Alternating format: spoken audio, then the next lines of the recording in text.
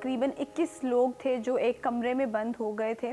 और वो वहाँ से नहीं निकाले जा सके किसी रीज़न की वजह से। कुछ दिन लग गए और उन दिनों में 3-4 दिनों के अंदर अंदर उनमें से 6 लोगों की इसलिए मौत हो गई क्योंकि उनको क्लस्ट्रोफोबिया था, यानी उनको डर था कि अगर वो बंद कमरे में रहेंगे तो उनकी मौत हो जाएगी।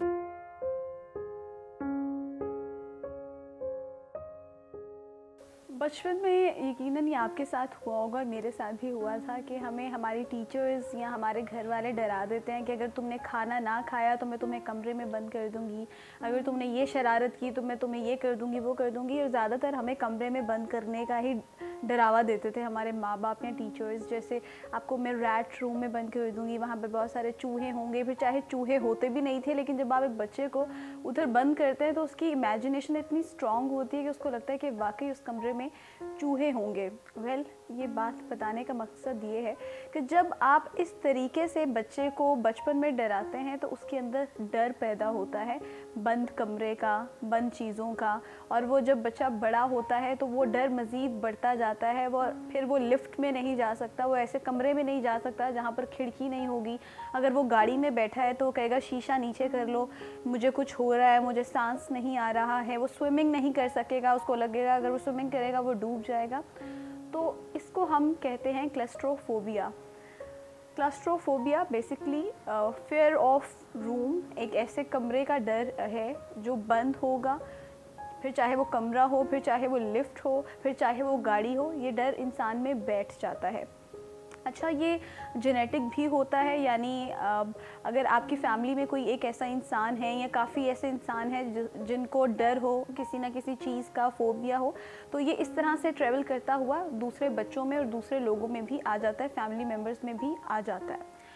और इसमें अब मुख्तलिफ़ किस्म के डर किस तरह से होते हैं। जैसे मैंने बताया कि आप बच्चे को जब बचपन में जो बच्चे का वक्त होता है जिसमें बच्चा ग्रो कर रहा होता है, स्कूल टाइम होता है, उसमें आप बच्चे के साथ जो बातें करते हैं या बच्चे को जिस चीज़ से डराते हैं वो डर कहीं ना कहीं बच्चे के अंदर बैठ जाता है। जैसे मैंने बताया कि बच्चों की जो इमेजिनेशन होती है वो बहुत ज़्यादा स्ट्रॉन्ग होती है। अब इसमें बहुत सी चीज़ें आती हैं,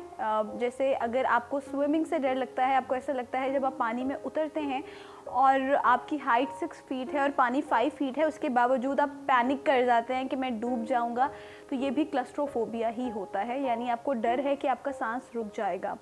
अक्सर लोग लिफ्ट में जाते हैं और लिफ्ट अगर गलती से लाइट चली गई और लिफ्ट रुक गई तो उनको लगता है कि उनका सांस जो है वो सांस लेने में उनको दुश्वारी हो रही है। वो ऐसे करके मतलब मुंह से सांस लेना शुरू कर देते हैं और हालांकि नॉर्मल हालात हैं, उनके आसपास भी लोग नॉर्मल खड़े हुए हैं, ऑक्सीजन वहाँ पर फराहम है, लेकिन उसके बावजूद उन्हें ऐसा लगता है कि उनका सांस बंद हो जाएगा। वो इसलिए होता है क्योंकि उनको क्लस्ट्रोफोबिया है, वो बंद कमरे में, बंद किसी डब्बे में नहीं रह सकते हैं। पास्ट में ऐसे बहुत से वाक़यात भी हुए हैं जिसमें हमने देखा एक कंट्री में, मैं मेंशन मुझे एग्जैक्टली याद नहीं है, लेकिन मैंने बहुत अर्सा पहले ये न्यूज़ पढ़ी थी कि वहाँ पर तकरीबन 21 लोग थे जो एक कमरे में बंद हो गए थे और वो वहाँ से नहीं निकाले जा सके किसी रीज़न की वजह से। कुछ दिन लग गए और उन दिनों में 3-4 दिनों के अंदर अंदर उनमें से 6 लोगों की इसलिए मौत हो गई क्योंकि उनको क्लस्ट्रोफोबिया था, यानी उनको डर था कि अगर वो बंद कमरे में रहेंगे तो उनकी मौत हो जाएगी। ऐसे बहुत से लोग होते हैं, ऐसे पेशेंट्स भी डॉक्टर्स के पास आते हैं जो बताते हैं कि हम ऐसे कमरे में नहीं जा सकते हैं जहाँ पर खिड़की ना हो, क्योंकि उनको लगता है अगर खिड़की नहीं होगी तो वहाँ पर हवा नहीं आएगी और वो सांस नहीं ले सकेंगे। इसी तरह से जब आप गाड़ी में ट्रैवल कर रहे होते हैं और अक्सर औकात आप अपने किसी बच्चे को गाड़ी में बिठाकर थोड़ी देर के लिए किसी स्टोर में जाते हैं तो पीछे से आपके बच्चे को सांस लेने में मुश्किल होती है क्योंकि उसको डर होता है कि अगर वो गाड़ी में बंद रहेगा तो उसका सांस रुक जाएगा। अब हम लोग अक्सर औकात इन जो फोबियाज़ होते हैं उनको बहुत इजीली और लाइटली ले रहे होते हैं कि इससे क्या हो जाएगा, फोबिया तो हर एक को होता है। बट क्लस्ट्रोफोबिया में अगर आपको 6 महीने से ज़्यादा हो गया है, आपको कोई डर लग रहा है, तो देखें उसका फ़ौरन इलाज करवाएं क्योंकि ये आपकी बाकी की ज़िंदगी पर असरअंदाज होता है और आपकी लाइफ में बहुत तब्दीलियाँ आ जाती हैं सिर्फ इस डर की वजह से, क्योंकि आप ऐसी बहुत सी जगह होगी जहाँ पर नहीं जा सकेंगे और आपके इर्द गिर्द ये लोग आपको पागल समझना शुरू हो जाएंगे क्योंकि एक नॉर्मल इन्वायरमेंट होगा दूसरे लोगों के लिए, लेकिन आप जब वहाँ पर अपने क्लस्ट्रोफोबिया की वजह से पैनिक करेंगे तो आप उनके सामने एक पागल के तौर पर ही सामने आएंगे। तो इसके लिए डिफरेंट ट्रीटमेंट्स होती हैं, थेरेपी के ज़रिए भी इसका इलाज किया जाता है। इसमें जो मेडिसिन और थेरेपी, ये 2 तरीके होते हैं जिससे आपका इलाज किया जाता है। जो मेडिसिन है उसमें एक शॉर्ट टर्म और एक लॉन्ग टर्म मेडिसिन होती है।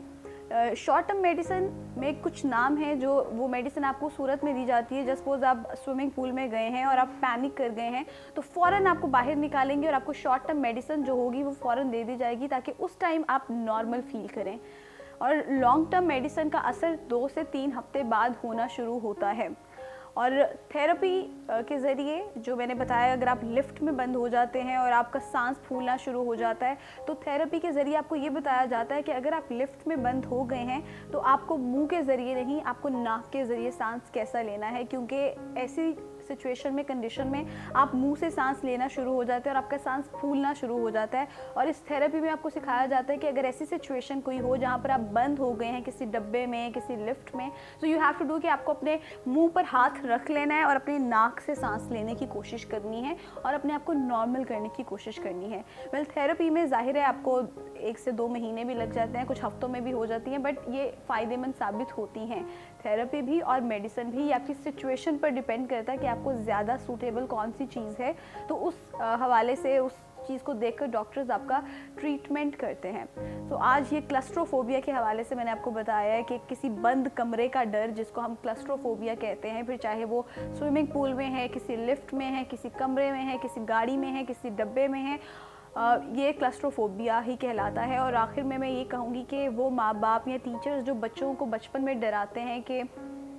तुमने अगर ये काम ना किया या ये नहीं खाया तो हम तुम्हें कमरे में बंद कर देंगे। और मेरे साथ तो हुआ है कि बचपन में जब मैं ट्यूशन जाती थी और गलती से होमवर्क नहीं किया होता था, तो मेरी जो टीचर होती थी वो मुझे कमरे में बंद कर भी देती थी। तो मेरे अंदर तो ये डर वाकई है। मुझे लिफ्ट से भी डर लगता है, मैं स्विमिंग पूल में जाऊँ स्विमिंग करने तो मैं पैनिक कर जाती हूँ, मैं नहीं कर पाती हूँ। तो आप अपने बच्चों के अंदर इस तरह के डर ना पैदा करें जो उनकी लाइफ पर असरअंदाज करें और वो लॉन्ग लास्टिंग हो, जिसकी वजह से उन बच्चों को इन फ्यूचर कोई मुश्किल का सामना करना पड़े।